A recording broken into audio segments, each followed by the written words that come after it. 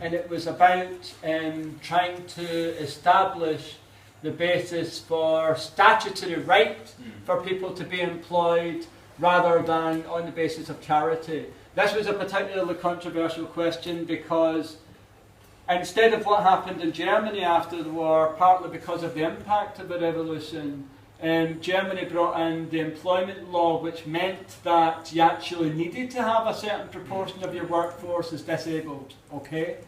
Whereas in Britain, that actually was always a charitable issue, all right? So under the National Assistance Act of 1944, the guidance was that public sector employers should have at least 3% of the workforce as disabled, but it was never enforced.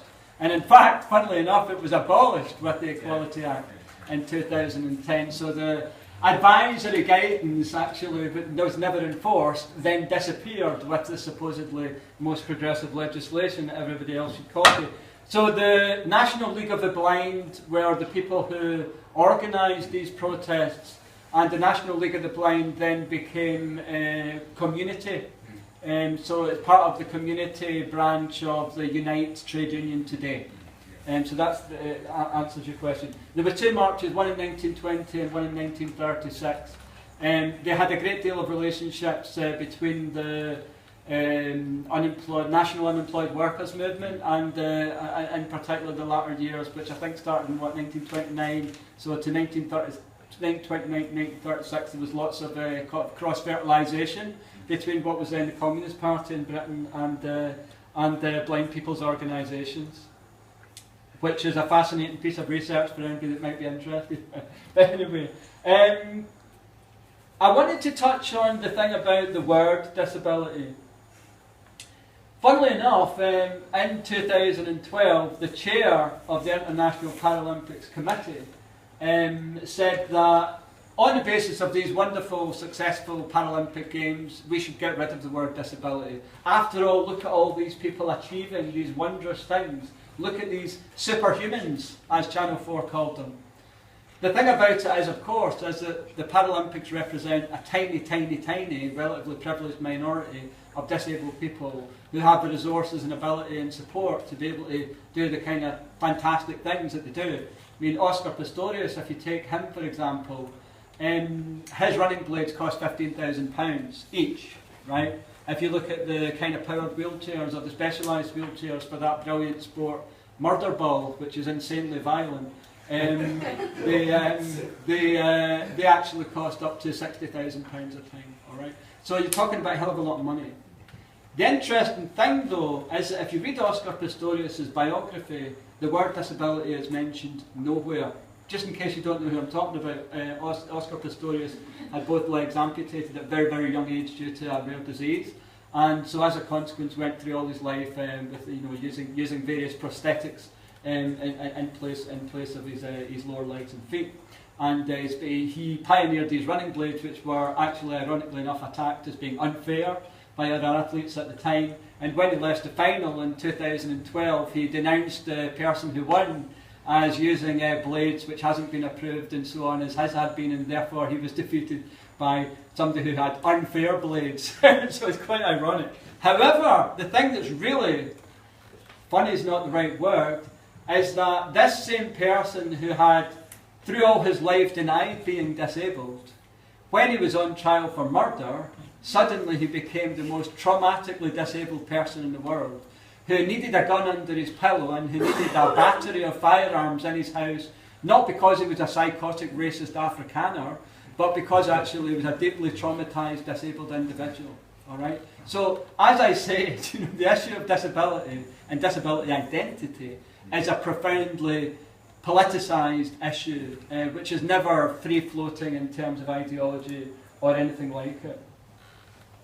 The cuts to disabled students' allowance, are they a good thing? No, I don't believe so. I think that they are very much of a pace with the changes to disability living allowance, which are about redefining and making it much harder for people to qualify as disabled, right? So the changes to disabled students' allowance talk about people with less complex needs, So, for example, you won't get the right to a computer anymore if you're dyslexic or dyspraxic, because everybody has a computer these days, don't they? You know, sort of thing. Not if you're poor, and in particular, you're most likely not to have a computer if you're disabled, actually, because you've got so many other extra costs, right? However, there's other things about the changes to disabled student allowance which are of concern to everybody. I'm not saying what I just said isn't, but if you look at what it actually means, is that first of all, look at what happened with disability living allowance. Overnight, 600,000 people lost entitlement to a benefit they had previously been entirely legally entitled to get, because the eligibility criteria were made more restrictive. And overnight, suddenly, 600,000 people disappear from the Social Security benefit books. Woohoo, abracadabra. And that's really what happened. What's now happening with disabled students allowance is the same process is taking place, whereby people who previously were entitled to support may not now get it. Two other things. The first is that this very much is predicated on the idea of universities as businesses, right? So if you go into your local supermarket, let's say you go into Sainsbury's or you go into Primark, then they need to have lifts, don't they? If you're going to be able to access the floors and so on. They need to make the shop accessible to everybody, and they've got the money to do it, right? Unlike, say, your local corner shop. But if you now talk about a university, what they're saying is the government should no longer have to make the courses and the materials and everything else accessible. It should be the university, because after all, universities are now businesses, aren't they? You see what I mean? So that's the other aspect of it, the kind of insidious aspect of what's actually going on. Universities competing with each other. Now, I work at a very elite institution, Imperial College London, and my university is one of 3 universities that have decided to take all the support, that's people like mentors, study skills tutors and so on, in-house, and will therefore replace disabled students allowance because they've got the money to do it.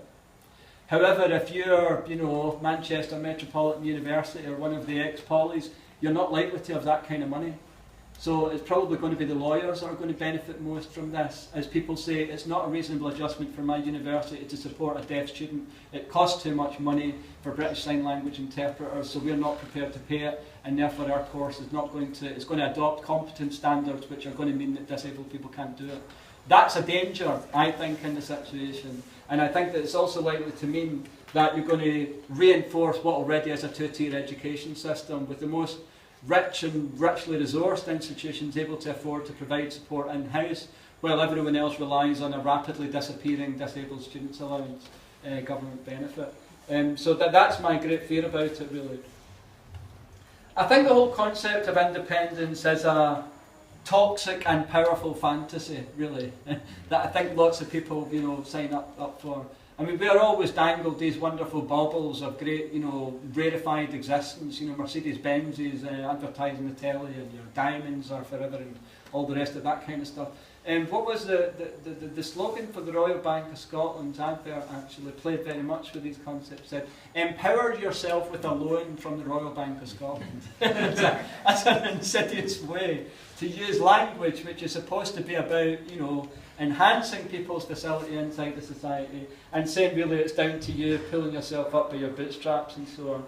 And therefore I think that it goes back to what I was saying at the beginning. There is all the difference in the world between a society that champions individualism as an ideology and a society that actually promotes individuality. On the contrary, our society undermines individuality and the true potential for people to realise their individual humanity at every turn, really. That's really what I'm saying. In terms of access to work, there's a legal precedent which worries me greatly called Cordell versus the Foreign and Commonwealth Office, and that was from a woman who relied on lip speakers, who was employed as a diplomat by the Foreign and Commonwealth Office in Germany. She won a promoted post, which was in Poland, and that would have relied on the lip speakers being... I remember that story, actually. You've remembered it, yeah. And it's quite obscure at the moment, but I'm worried it's not going to be so obscure in the future. Because what happened was that when she was given the promoted post, it was discovered that she would be relying on lip speakers being brought in from other countries, which would then have made them much more expensive because they weren't trained to the same degree of expertise in Poland as they were in Germany, and so therefore the post was taken away from her She therefore took out a disability discrimination case against the Foreign and Commonwealth Office, which is not a corner shop, right? And it was decided that a reasonable adjustment, it was not a reasonable adjustment for these lip speakers to be provided for her in the new promoted post, and therefore it was decided it was legitimate for the Foreign and Commonwealth Office to withdraw that promotion. Now that might sound to you like quite a rarefied example, but my great worry is that we now have a legal precedent which says that it's legitimate to deny a reasonable adjustment purely on cost grounds. And in the context of what I was just explaining about disabled students allowance, that's why I'm worried about it. You see what I mean? Okay, so anyway, I just want to move on. A couple of other points.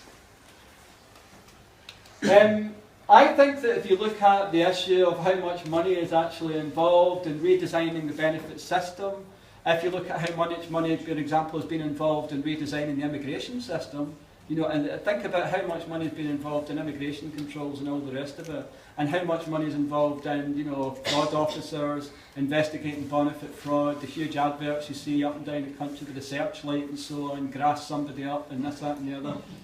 We are talking about a tiny, tiny number of people. You know, 0.9% of benefit fraud for disability benefits. All right, in other words, disability benefit fraud is absolutely tiny compared to, you know, the amount of money that is invested in benefits in general. We're talking about £1.5 billion, an amount which has hardly changed over the course of the last 15 years, right, according to the DWP's own figures. However, the thing that never appears in the front pages of your tabloids is that a far greater figure is the amount of benefits that are unclaimed every year. £7.5 billion it's estimated, compared to £1.5 billion. I mean, come on, you know, which is a bigger problem here? But you don't see any of that in the front pages of the tabloids, do you? So it's all about ideology, in other words, right? I mean, the capitalist class and the government and all these people are prepared to invest the money in things which make us see each other as competitors, rather than as collaborators, rather than as people who can cooperate to make a better society. My life can only be made better if I defeat you for the job, the exam, or whatever that we're both competing for. So society is always turning us into competitors, setting us against each other, and that's why disability is such an insidious concept. It's about saying, really, that you're less deserving than me. You know, you're a burden because you don't produce profits, you're not profitable enough to invest in, and therefore is not something that society should consider it worthwhile invest its money in. Let me put this all another way entirely. Think about the concept of impairment. Compared to Usain Bolt, my ability to run the 100 metres is rather modest, right? Compared to Stephen J. Hawking, my ability to run the 100 metres is quite impressive, okay? However, if you compare my understanding of quantum physics with Stephen J. Hawking, I'm a bit of a mollusk, all right? So the point I'm making is that impairment is very much a contextualised thing, all right? I think the ADHD would have been a big advantage if you were, say, living on the plains of Africa 30,000 years ago and you were worried about lions and, you know, all sorts of predators and so on that you might have to, you know, worry about. So you see what I mean? So all these things are enormously contextual, and I think that a lot of the time it's really very, very crude about how they're understood. The last main point I want to address is that about labels. You see, if I had an autistic son or daughter, it would be very important that I got a statement and I got a diagnosis, because if I didn't, there would be no chance of me getting the kind of support services that would be required. And by the way, let me just make it absolutely clear, the autistic spectrum is a spectrum, alright? So if I told you I've got autism, you wouldn't know anything more than I am a person with autism. You wouldn't know what my needs are, you wouldn't know, exactly what my particularities are in terms of the spectrum and so on. So I just wanted to make that absolutely clear. But the point I'm making is that sometimes labels can be very liberating, alright? Let's imagine I've been struggling with a very debilitating disease for many, many years and I've never got a diagnosis. And then I go to the doctor and suddenly all these blood tests that I've been doing for years discover something, and I've got something for which there are drugs that are going to make my life livable and I'm going to be able to hold down a job. Having a label would be a wonderful thing, alright? See what I mean? So the point I'm making is that That's on the one hand. On the other hand, actually, you're not going to get access to benefits, you're not going to get access to services unless you've got a diagnosis, unless you've got a medical label, unless you've got something legitimate to hang the hook on the services for which you actually need to be able to rely on in order to be able to carry out some kind of meaningful life and so on. And that really is true in terms of inclusion.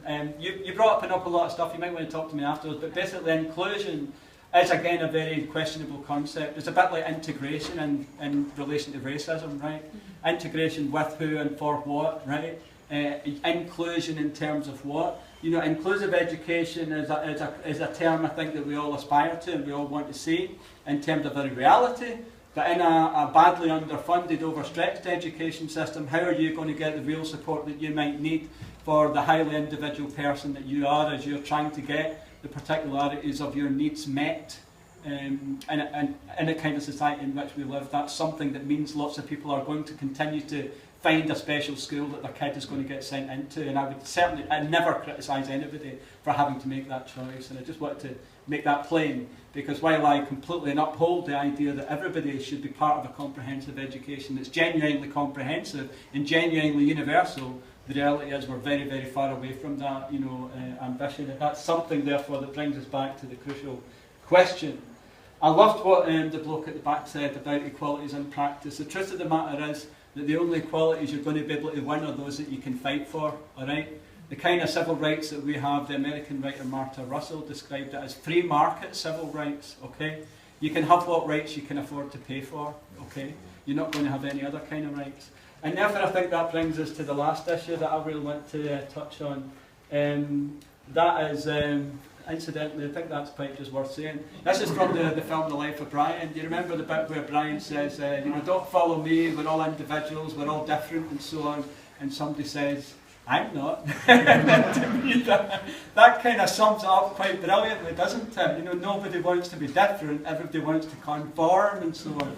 All the enormous pressures there are in life for you to fit in, for you to actually be part of normal society and so on. Some of the fascinating stuff about the concept of normality is, of course, that what is normal is, of course, somebody who is, rich, independent, has got kids and got family and all the rest of it, all these things that are considered as being normal. The Queen is normal. I don't think so, but that seems to be the kind of characteristic or the caricature of what's normal that's presented to us.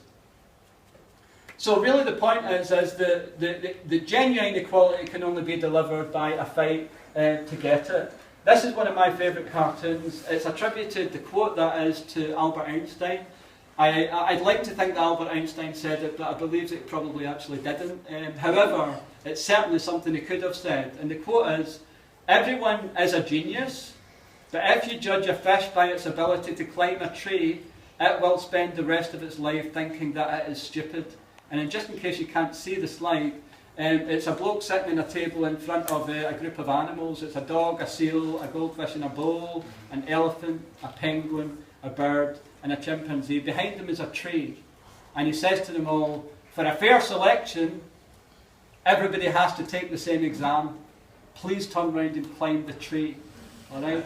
Now, that's not what I mean by equality, okay? What I mean by equality is not treating everybody the same. That's, an absolute horrible caricature, a right-wing caricature of something which is about aspiring towards delivering a world that meets and realises and recognises human diversity and difference. And all our resources, all our efforts, I believe, in a society worth living in, would be about realising and bringing to fruition the potential and the skills and the talents that are inherent in every single human being. So I'll leave it there.